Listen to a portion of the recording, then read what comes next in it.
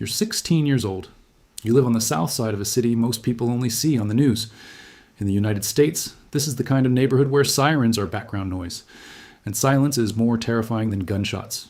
You've grown up watching black SUVs roll slowly down your street, watching older boys disappear for months and come back with money, tattoos, and new attitudes.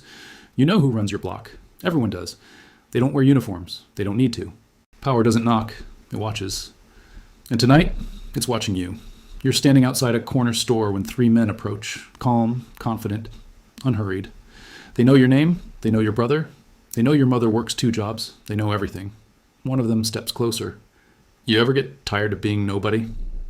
That question hits harder than any threat. Because he's right. You are nobody. No money, no power. No future beyond the same cracked sidewalks. He nods toward a black car parked nearby. Get in. You hesitate. This is the moment. Stay small forever, or step into something bigger. You get in. And that's when your old life ends. Level 1. The recruit. The first thing they teach you is silence. You don't ask questions. You don't talk about meetings. You don't look nervous. Your job is simple. Watch corners, deliver packages, text updates. You make almost no money, but suddenly people look at you differently. The same guys who used to push you around now nod when you pass. Fear is contagious, and you're starting to carry it. Your first test comes quickly. A rival crew has been tagging over your gang's territory. They hand you a backpack. Inside is spray paint. Your mission isn't violent. It's symbolic. Go out at 2 a.m.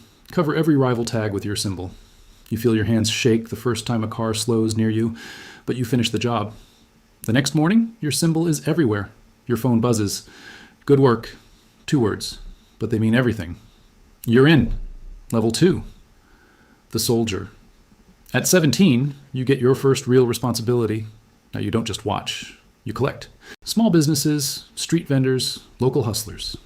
They call it protection. Some pay willingly, some need persuasion. You learn quickly that eye contact matters. Confidence matters. Hesitation smells like weakness. The money starts coming in now, more than your mother makes in a week. You buy new shoes, a better phone. You move your family to a slightly safer apartment. You tell yourself, you're doing this for them. That's how it starts. One night, a store owner refuses to pay. Your superior hands you a gun. You know what to do. You've held one before, but never like this, never with intention. You walk into the store. The man looks terrified. You fire a shot into the ceiling. Glass rains down. He pays. No one dies. But something inside you shifts. You crossed a line, and it felt powerful. Level 3. The enforcer. At 18, you're no longer just muscle. You're a message. When someone steals, when someone talks to police, when someone disrespects leadership, they send you. Your name starts spreading through the neighborhood. Mothers warn their kids about you. Rivals whisper it with anger. Fear feels intoxicating. You make serious money now, 5 figures a month, cash, untaxed, untraceable. You start wearing watches you once only saw online. You walk into clubs without waiting in line. Women who never noticed you before suddenly care. Power changes posture. But power also creates enemies. A rival gang ambushes one of your friends. He dies before the ambulance arrives. You attend his funeral. Closed casket. His mother screams. For the first time, you feel the cost. Not money, not jail time, but permanence. Leadership calls a meeting. Retaliation is ordered. You're in the car that night. You don't hesitate this time. Bullets fly, sirens scream. By morning, the city news reports 2 dead. They don't say your name, but you know, and you don't sleep well anymore. Level 4, the lieutenant. At 21, you control territory. You don't knock on doors anymore. You send others. You manage supply routes. You oversee collections. You handle disputes internally. You make 6 figures now. Cash piles up faster than you can count. You invest in small businesses through third parties. You meet lawyers. You meet people in suits. You realize it's something shocking. Crime in the United States isn't just street corners. It reaches offices, politics, contracts. Money launders itself through clean hands. You start trusting fewer people. Paranoia becomes routine. Phones are changed weekly. Meetings happen in moving cars. You hear rumors that someone under you is talking. You investigate quietly. You confirm it. He's been communicating with federal agents. Leadership gives you a choice. Handle it, or step down. You call him to a meeting. He thinks it's routine. He realizes too late. You don't pull the trigger personally, but you give the order. That night, you stare at the ceiling for hours. Not because you regret it, but because you understand the game now. There is no loyalty, only leverage. Level 5. The boss. At 27, the unimaginable happens. Your boss is arrested in a federal sweep. Indictments drop like bombs. RICO charges, conspiracy, weapons trafficking. Half the leadership disappears overnight. You move fast, before rivals do, before internal power struggles explode.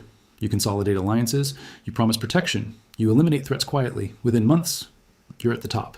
You control operations across multiple states. Millions move through your network monthly. You don't touch drugs, you don't touch guns, you touch strategy. You speak carefully. You meet with men who wear expensive suits and never get their hands dirty.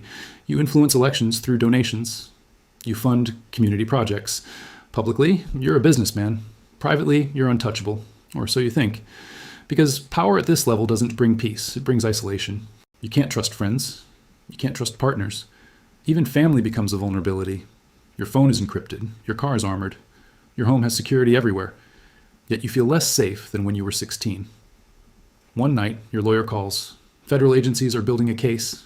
Years of surveillance, wiretaps, financial tracking. Someone close to you flipped. You sit alone in your penthouse, looking at the skyline, thinking about that night outside the corner store. When they asked if you were tired of being nobody, you aren't nobody anymore. You're powerful, feared, wealthy, but you're also trapped. Because in the United States, crime doesn't just end in prison. Sometimes it ends in betrayal. Sometimes it ends in violence. Sometimes it ends in a courtroom. And sometimes it ends with a knock at 6 a.m. You hear it. Heavy, authoritative. You don't panic. You expected this eventually. You straighten your jacket, take one last look around your empire, and walk toward the door. Because this is the truth no one tells you at 16. Power feels incredible. Respect feels addictive. Money feels limitless. But every empire built in the shadows eventually faces the light. And in this world, there's only one way out.